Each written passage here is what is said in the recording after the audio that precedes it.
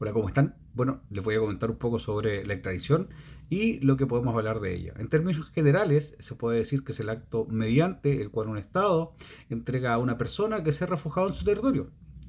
El Estado en el cual cometió un delito con el fin de que se cumpla o que esta persona sea juzgada o que cumpla una pena. En cuanto al origen de la extradición, no hay un consenso entre los expertos en este tema. Por un lado, algunos tratadistas consideran que esta institución tiene más bien un origen remoto y se practicaba entre los antiguos egipcios, romanos y griegos, en el contexto de la entrega de esclavos. Otros autores señalan que la extradición tiene un origen más moderno y surgió como resultado de acuerdos amistosos entre reyes y sus enemigos en el ámbito de las relaciones entre estados. Si bien se dice que a mediados del siglo XVIII, con el avenimiento de las monarquías absolutistas, la única extradición que se practicaba era la de los delincuentes.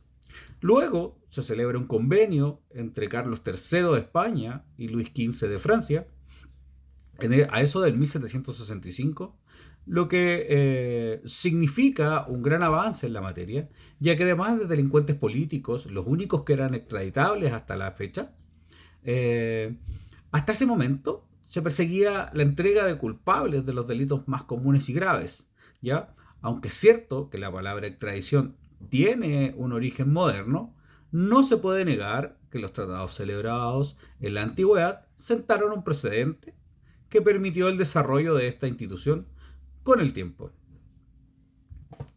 hasta convertirse en lo que es hoy día, una institución jurídico-procesal penal de carácter universal, aplicable a todos los países del mundo y en una herramienta fundamental del nuevo ordenamiento o justicia penal internacional, cuyo objetivo es evitar la impunidad de los delitos.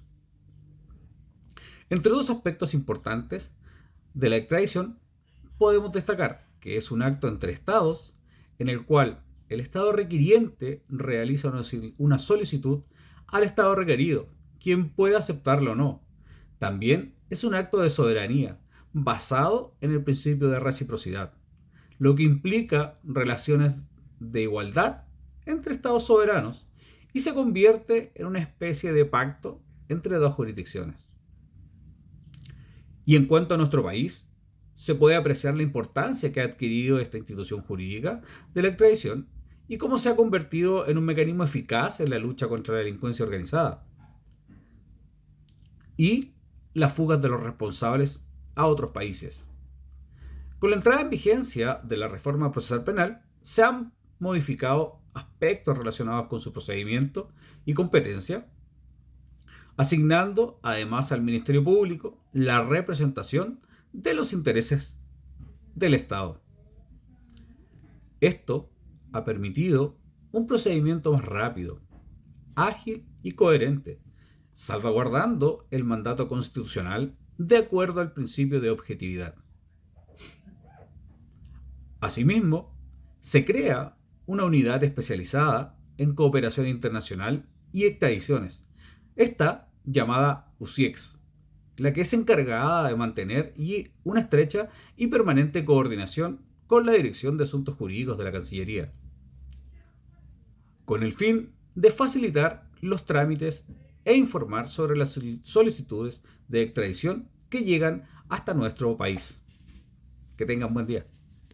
Buenas tardes, mi nombre es Andrés Jara y hablaré sobre los requisitos en el proceso de extradición en Chile. Este es un mecanismo legalmente riguroso y minucioso que consiste en varias etapas y cada una de estas etapas tiene requisitos específicos que deben cumplirse para garantizar un proceso justo y que éste sea transparente. La primera etapa tiene que ver con la solicitud de la extradición. Para iniciar el proceso de extradición, el país solicitante debe presentar una solicitud formal a las autoridades chilenas. Esta solicitud debe ser completa y detallada, proporcionando información precisa sobre la identidad del individuo buscado, los delitos imputados y las pruebas disponibles. Además, la solicitud debe estar respaldada por pruebas suficientes que demuestren la comisión de los delitos y la identidad del individuo buscado. La segunda etapa tiene que ver con la evaluación preliminar. Una vez recibida la solicitud de extradición, las autoridades chilenas realizan una evaluación preliminar para determinar su autenticidad y legalidad. Esto implica verificar la validez de los documentos presentados, así como la naturaleza de los delitos imputados, su compatibilidad con la legislación chilena y los tratados internacionales pertinentes. Es fundamental que la solicitud esté debidamente documentada y cumpla con todos los requisitos legales establecidos. La tercera etapa tiene que ver con la decisión de admisibilidad. Si la solicitud de extradición cumple con los requisitos preliminares, las autoridades chilenas emiten una decisión de admisibilidad. Esta decisión implica un análisis exhaustivo de la solicitud y de los fundamentos legales que la respaldan. Se verifica la gravedad de los delitos imputados, la validez de las pruebas presentadas y la conformidad con la legislación chilena e internacional. Es esencial que la solicitud cumpla con los estándares legales y procedimentales establecidos para proceder con el proceso de extradición. La cuarta etapa tiene que ver con la revisión judicial. Una vez que se admite la solicitud de extradición, se inicia un proceso judicial en el que el individuo buscado tiene la oportunidad de impugnar la extradición. Durante esta etapa se garantiza el derecho a la defensa, a un juicio justo, y el individuo buscado puede presentar argumentos legales y pruebas en contra de la extradición, y el tribunal evalúa la validez de la solicitud en función de los principios de legalidad y justicia. Es esencial que el proceso judicial se lleve a cabo de manera parcial y transparente. La quinta etapa tiene que ver con la decisión final del tribunal.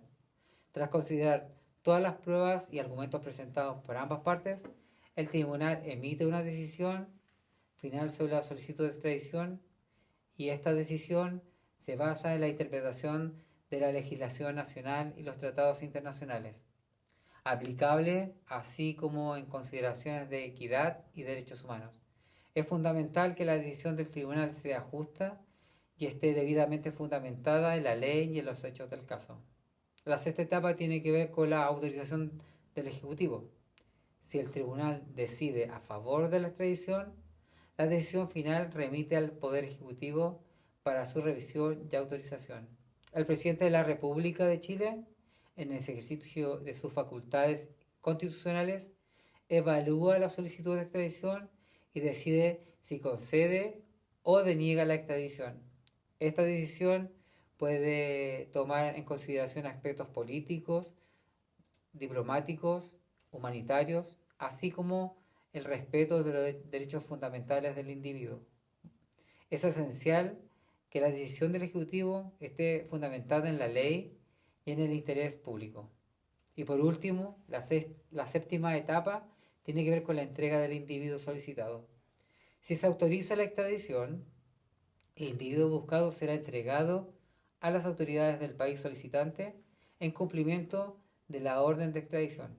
Este proceso implica coordinación entre las autoridades chilenas y el país requerido para garantizar un traslado seguro y conforme a la ley.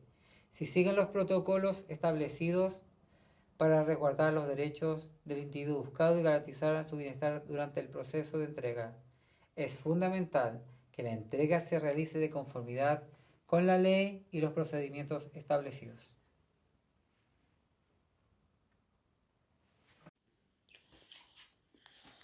En cuanto a la utilidad de la extradición, la ley es una manifestación del poder del Estado y por lo tanto lo normal es que la ley se cumpla solamente dentro del marco del territorio de cada país.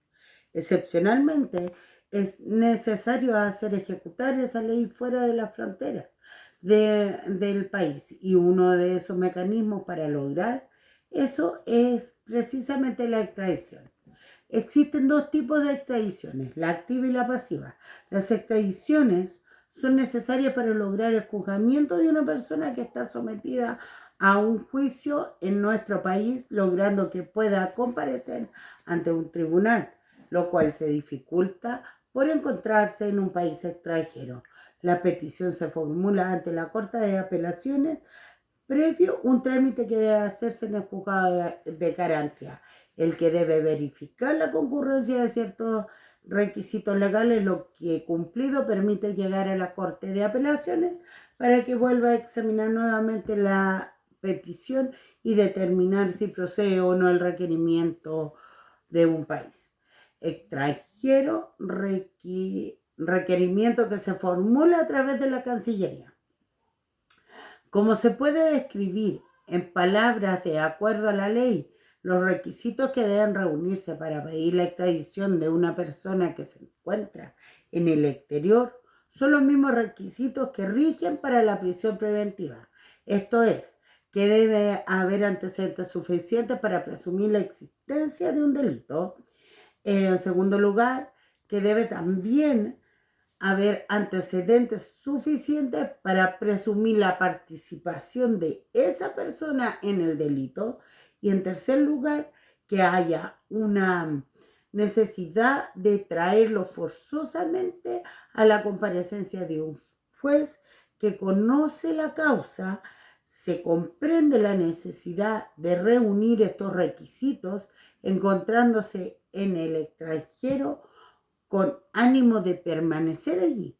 No podría haberse sometido a una petición semejante siendo inocente. El juez entonces lo que verifica es que hay entonces suficiente que demuestre, que hay antecedentes suficientes que demuestre que la inocencia podría haberse vencido por la existencia de los elementos de prueba reunidos hasta el momento en una etapa. Por supuesto que estamos todavía en una investigación en curso.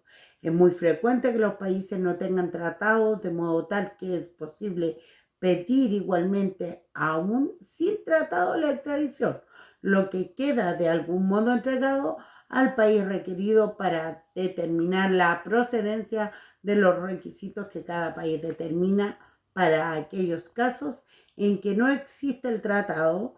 Hay ciertos requisitos que están contemplados en las legislaciones generales.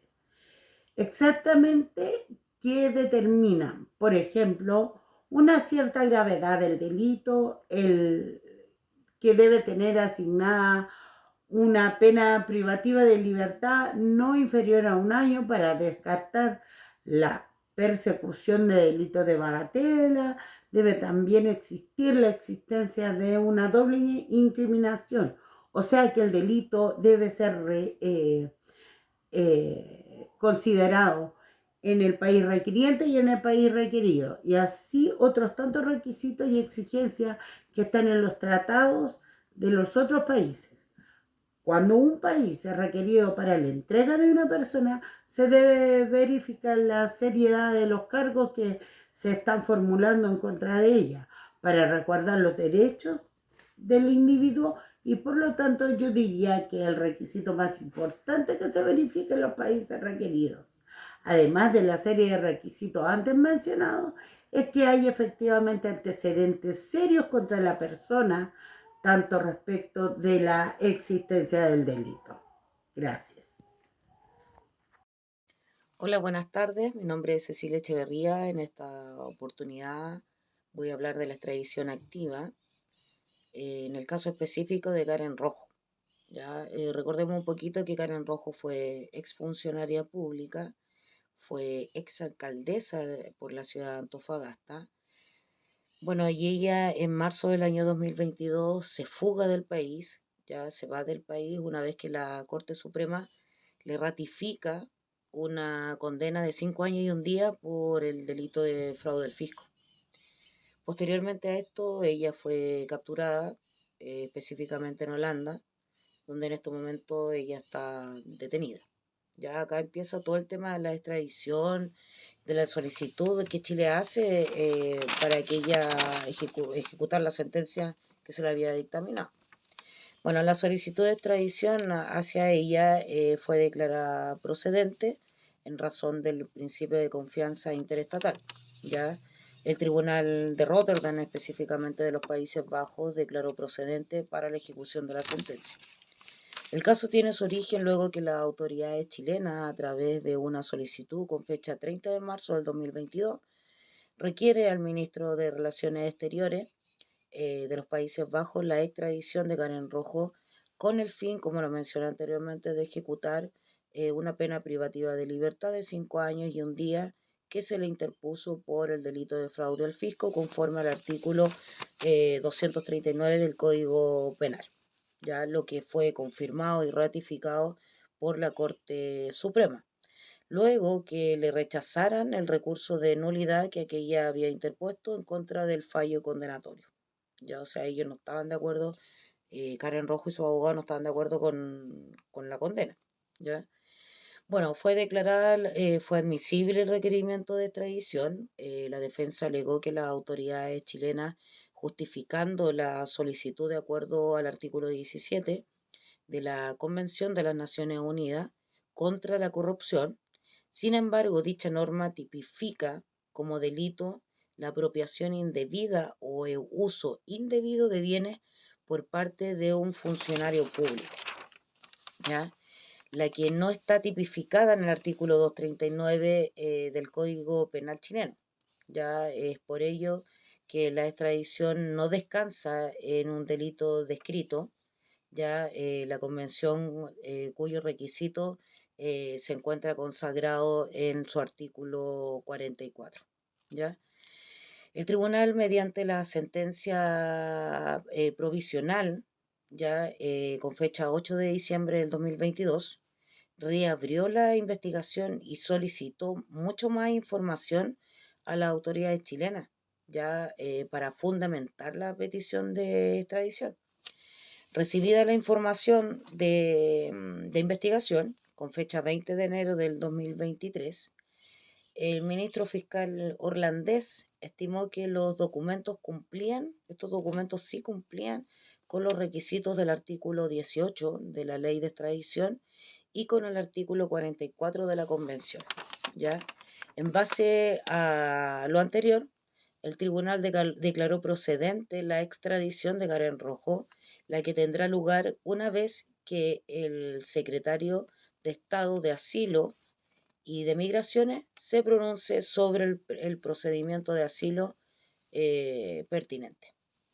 ¿Qué quiero decir con esto? Que ellos presentaron muchos recursos y entre uno de esos recursos ella solicitó asilo a Holanda, ¿ya? Según ella, por distintas amenazas que ella recibía y todo, tenía pruebas y todo, pero las pruebas fueron insuficientes, dado que no se encontró nada que dijera que el Estado era la que la estaba amenazando a ella, ya eran personas particulares. Entonces, y de igualmente se está esperando respuesta de lo que es el asilo, la pronunciación. Ya hay que considerar también que Holanda tiene su forma de tribunales, su forma de justicia son sistemas mixtos, entonces mucho más complicado el tema de la extradición, ¿ya? Pero en sí la extradición activa es cuando un chileno comete un delito en el extranjero y nosotros solicitamos a esa persona, ¿ya?, para que cumpla su pena acá en Chile. Buenas tardes, mi nombre es Graciela Cofré. Hoy les hablaré sobre la extradición en Chile. La extradición en Chile se puede clasificar en dos tipos principales, de las cuales les hablaré de la extradición pasiva. En este caso, otro país solicita a Chile la entrega de una persona que se encuentra en territorio chileno y que es requerida por las autoridades del país solicitante para ser juzgada o cumplir una condena en ese país. Por ejemplo, un país extranjero podría solicitar la extradición de un ciudadano chileno que se encuentra en Chile y que está acusado de cometer un delito en el país solicitante. La extradición en Chile se rige por tratados internacionales de extradición firmados entre Chile y otros países, así como por la legislación nacional chilena, específicamente la Ley Extradición Pasiva número 17.790 y la Ley de Cooperación Internacional de Material Penal número 20.357. Estas leyes establecen los procedimientos y requisitos que deben seguirse para solicitar y conceder la extradición en Chile. Como caso, les contaré que la extradición pasiva, y como ejemplo es la de Alberto Fujimori, es un caso notable que tuvo lugar en Chile en el año 2007, el expresidente de Perú. El proceso de extradición pasiva de Alberto Fujimori en Chile fue complejo y prolongado. Dentro de estas se detallan la realización de una solicitud de extradición. El gobierno peruano presentó una solicitud formal de extradición a Chile en noviembre del año 2005. La solicitud se basaba en las acusaciones de corrupción y violaciones a los derechos humanos durante el gobierno de Fujimori en Perú. 2. Revisión de la solicitud de las autoridades chilenas. Las autoridades chilenas revisaron la solicitud de extradición y evaluaron si existía fundamento suficiente para proceder con el proceso. 3. El arresto de Fujimori. En noviembre del año 2005, Alberto Fujimori fue arrestado en Chile mientras intentaba regresar a Perú desde Japón, donde se había exiliado. Fue detenido en Santiago y puesto bajo arresto domiciliario mientras se llevaba a cabo el proceso de extradición. El proceso judicial en Chile, Fujimori compareció ante los tribunales chilenos para enfrentar el proceso de extradición. Durante este tiempo se presentaron pruebas y argumentos tanto por parte del gobierno peruano como de la defensa de Fujimori. La decisión de la Corte Suprema de Chile. Tras el proceso legal prolongado, la Corte Suprema de Chile tomó la decisión final sobre la solicitud y extradición. En septiembre del año 2007, la Corte Suprema chilena aprobó la extradición de Fujimori a Perú. La transferencia a Perú. Después de que se aprobara su extradición, Fujimori fue transferido a Perú para enfrentar los cargos en su contra. Tras esto, se realizó un juicio y una condena en Perú.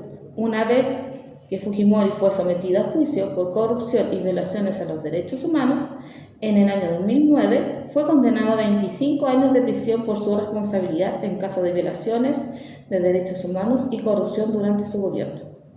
En resumen, la extradición pasiva de Alberto Fujimori en el año 2007 se tramitó a través de una solicitud formal del gobierno peruano a Chile, seguida de un proceso judicial en Chile que culminó con la aprobación de la extradición por parte de la Corte Suprema chilena, y Fujimori fue luego transferido a Perú, donde fue juzgado y condenado por sus crímenes. Que tengamos buena tarde.